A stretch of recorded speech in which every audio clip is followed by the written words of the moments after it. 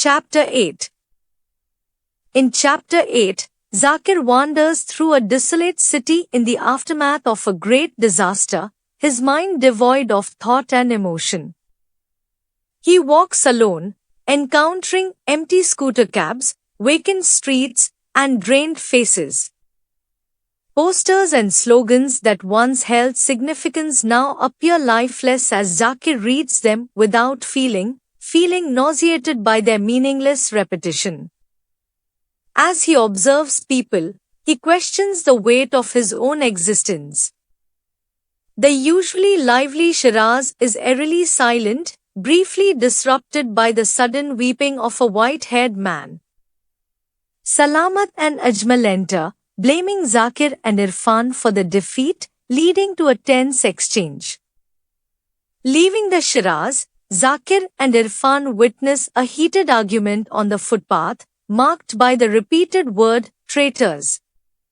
Walking in silence, Zakir acknowledges his responsibility for the defeat and realizes the weight of the trust associated with it. Irfan emphasizes that only someone like Gamal Abdel Nasser could shoulder such a burden, highlighting the magnitude of the challenge. In solitude, Zakir finds himself at Jinnah Garden, seeking solace amidst the chaos. He reflects on his aimless wanderings and the burden he and Irfan have become to each other after the recent defeat. Zakir considers his habit of avoiding Najira's shop, a friend who may represent a financial obligation. Restless, he decides to sit on the garden lawn, pondering the need for solitude to fully process the day's emotions.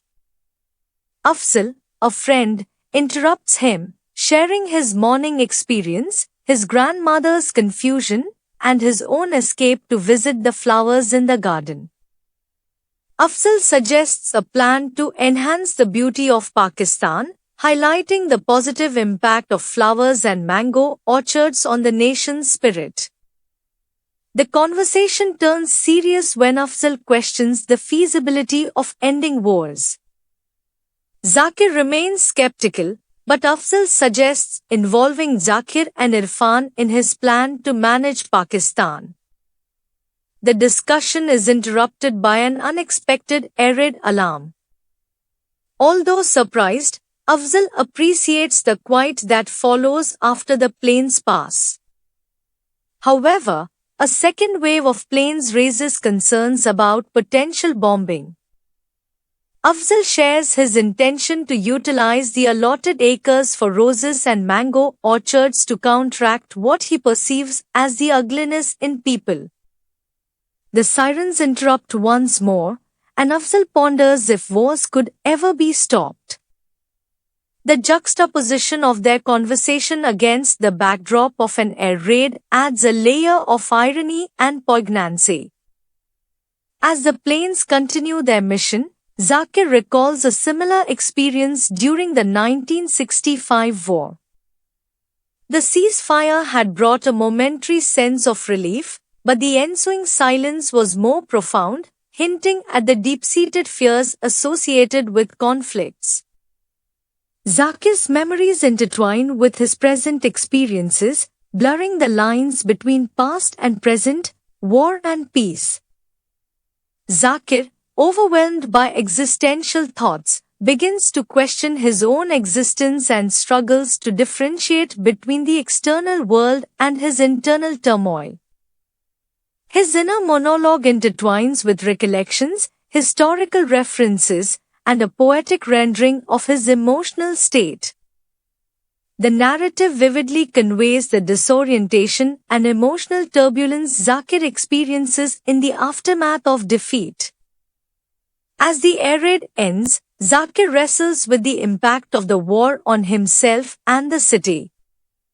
The haunting imagery of a ruined city mirrors Zakir's internal struggles.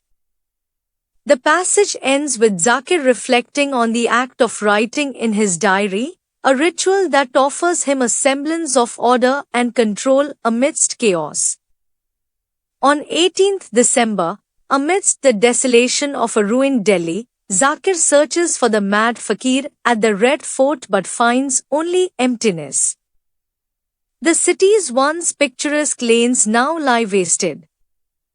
Departing for Lucknow, he learns of Nawab Hazrat Mahal fleeing from the pursuing English army. News of Jhansi's fall adds to the prevailing chaos.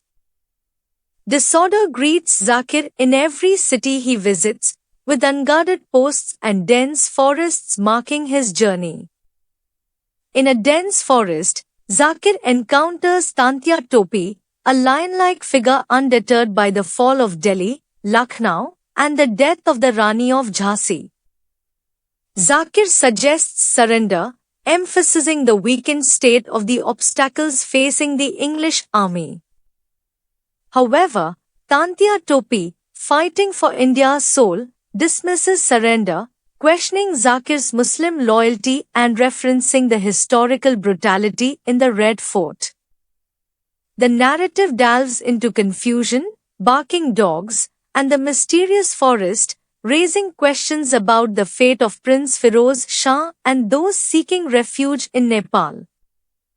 Zakir gazes at electric lights, finding the night unusually long.